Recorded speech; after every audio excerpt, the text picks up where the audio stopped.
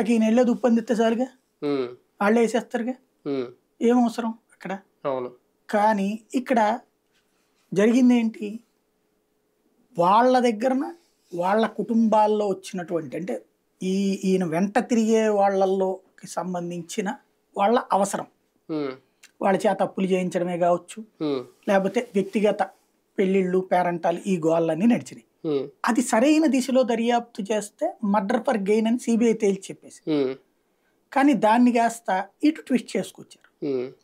నాకు ఆయన పూరి జగన్నాథ్ అనుకుంటా, వాస్తవంగా ఏంది అప్పుడు ఫ్యాక్షన్ ఇవన్నీ డ్రగ్స్ గిగ్స్ ఈ సెక్స్ ఇదే పెడతాడు ఈ సినిమాలు అనుకుంటాను. కానీ రాజకీయాల్లో కూడా దాన్ని ఒక జనరలైజ్డ్ భాష కిందన హ్మ్. పట్టుకొచ్చింది వీళ్ళే అనిపిస్తుంది. ఎందుకంటే అతను వాడిన డైలాగ్ ఉంటుంది ఆ పోకిరిలో, హ్మ్. హ్మ్. ప్రకాష్ రాజ్ అరెస్ట్ చేసి జైల్లో పెట్టినప్పుడు, ఏముంది నేను చిరంజీవి నాకు తెలుసు అంటాను, అవును. రజనీకాంత్ మేము ఆయన హిమాలయాలకు కాదు నా దగ్గరికి వస్తానంటాడు అని అవును. చెప్తాను, హ్మ్.